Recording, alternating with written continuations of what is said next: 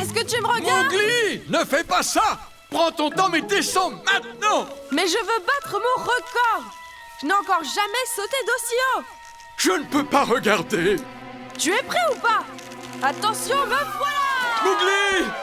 Fais attention, je suis là! Hop, hop.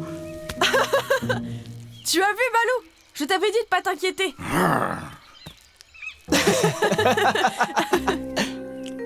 Tu as vu à quelle vitesse je suis descendu? Ce n'était pas ce que j'appelle descendre, Mowgli, c'était plutôt tomber. Pourquoi est-ce que t'es si fâché? Je pensais que tu serais fier de moi. Ce n'est pas le problème. Pourquoi est-ce que tu mets ta vie en danger sans aucune raison? Ce n'est pas courageux, c'est stupide. J'imagine que toi aussi tu penses que je suis stupide.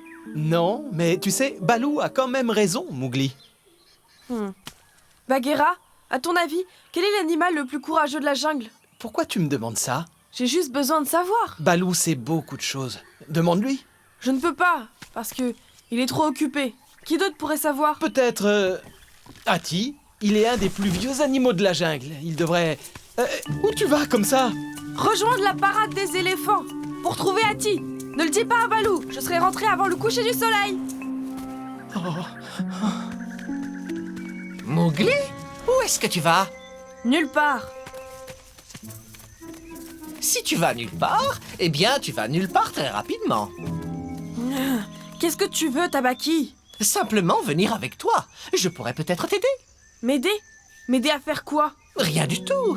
Qu'est-ce qu'il y a à faire puisque tu vas nulle part? Je vais à la parade des éléphants. Je veux qu'on me dise quel est l'animal le plus courageux de la jungle. C'est vraiment si important que ça?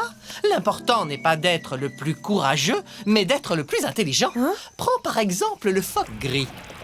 Il est tellement intelligent qu'on fait des recherches sur lui. Nathalie utilise un équipement de plongée habituel. Mais Florian plonge à l'aide d'un appareil qui recycle l'air sous l'eau. Les biologistes marins savent qu'il faut que les phoques aient confiance en eux. Et ils ne veulent pas leur faire peur en relâchant des bulles d'air dans l'eau.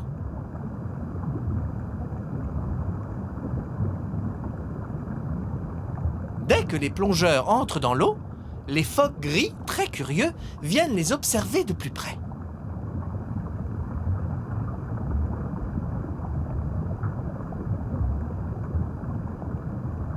Ces animaux joueurs n'ont pas peur du tout.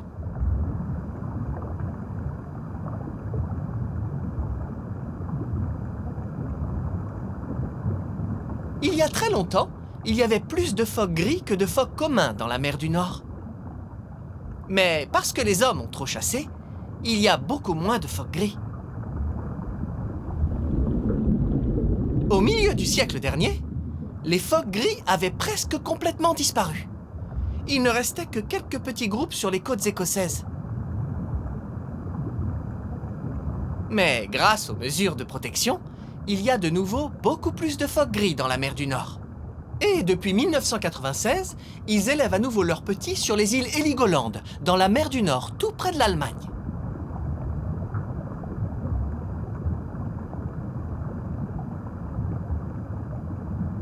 Soudain, une petite roussette tachetée arrive. Ce prédateur de la famille des requins a été dérangé par la danse sous-marine entre les plongeurs et le phoque gris. Le phoque ne s'intéresse plus aux plongeurs. Le petit requin pourrait devenir un repas délicieux.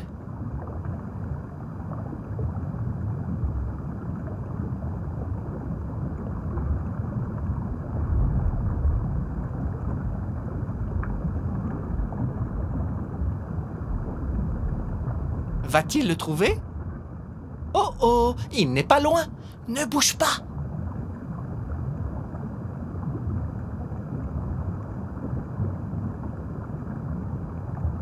Malheureusement pour la roussette, ici sur le fond de la mer, c'est le crabe enragé ou crabe vert qui est le chef.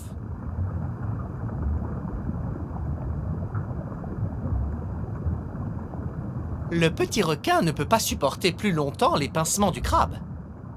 Et il s'éloigne rapidement de lui.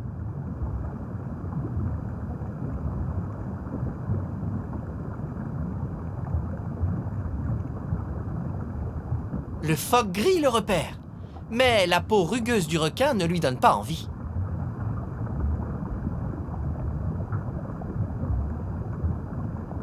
Une chance pour le requin qui peut s'échapper. Le phoque gris essaie d'attaquer encore une fois. Mais on dirait bien qu'il n'y aura pas de roussette au menu aujourd'hui. Le sais-tu?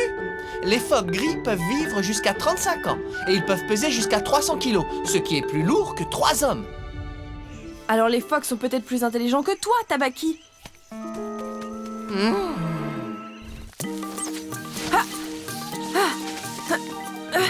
C'est la parade des éléphants. Alors où sont les éléphants?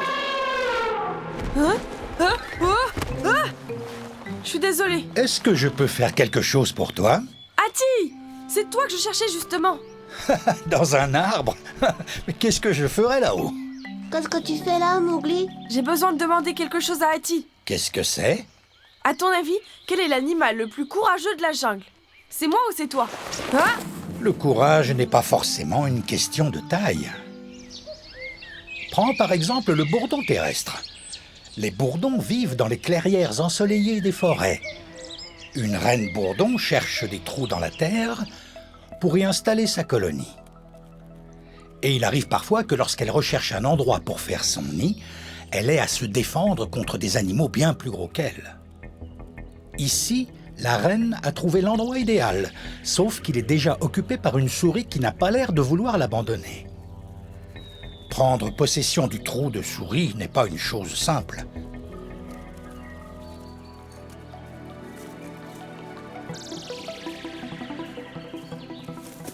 La souris ne va pas laisser son nid douillet juste comme ça. Alors le combat commence. La souris n'a pas peur de ce petit bourdon. Elle doit faire attention à ce que ce petit insecte agile n'utilise pas son arme fatale, son dard venimeux. Les bourdons n'utilisent leur dard que pour se défendre, et seules les femelles en ont un. Contrairement aux abeilles, le dard du bourdon peut piquer plusieurs fois parce qu'il n'a pas de petits crochets, et donc il ne reste pas coincé sous la peau. Comme un avertissement, le bourdon sort son dard. Et la souris s'enfuit rapidement à la recherche d'un nouvel abri. Comme tu peux voir, le courage n'est donc pas une question de taille. Le sais-tu? Contrairement aux abeilles, les bourdons peuvent piquer plus d'une fois. Mais ils ne piquent que pour se défendre. Être courageux, c'est surmonter sa peur. Comment peux-tu être courageux si tu n'as pas tout d'abord peur? Je ne comprends pas. Je vais essayer de t'expliquer, Mowgli, en prenant l'exemple des valeureux petits suricates. Tu pourras alors voir si tu es très courageux. Quand les petits suricates d'Afrique du Sud grandissent, ils deviennent plus intrépides et commencent à explorer les environs. Mais leur papa, qui les gardait jusque-là, reste toujours à côté d'eux pour les protéger en cas de besoin.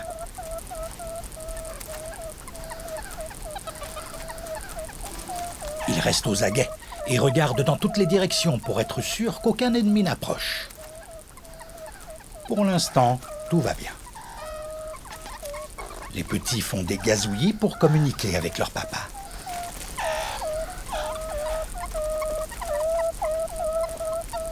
Un des petits n'est pas d'humeur à se bagarrer avec ses frères et sœurs. Alors il part à la poursuite d'un scarabée. Le papa surveille toujours les environs. Mais il est un peu plus nerveux quand son petit s'éloigne.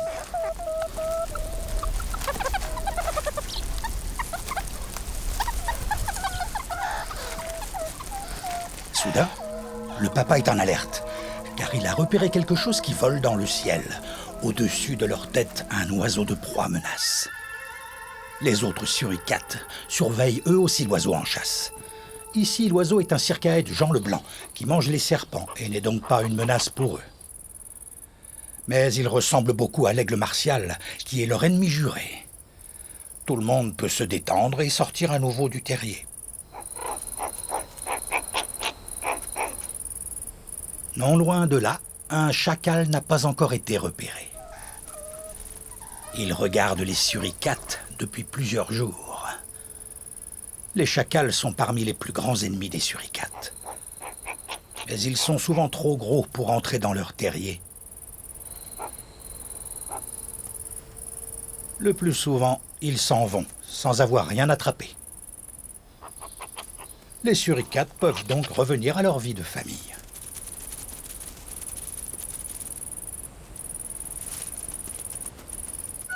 Le sais-tu? Les suricates sont très sociables et ils vivent en groupes qui peuvent compter jusqu'à 9 individus. Ils se nourrissent surtout d'insectes. C'était des histoires vraiment géniales. Et maintenant, je comprends ce que tu voulais dire, Ati. Il ne s'agit pas d'être grand. Exactement, Mowgli. Tu nous as montré à tous que tu étais courageux. Particulièrement quand tu as joué des tours à ce vieux tigre méchant de Shere Khan.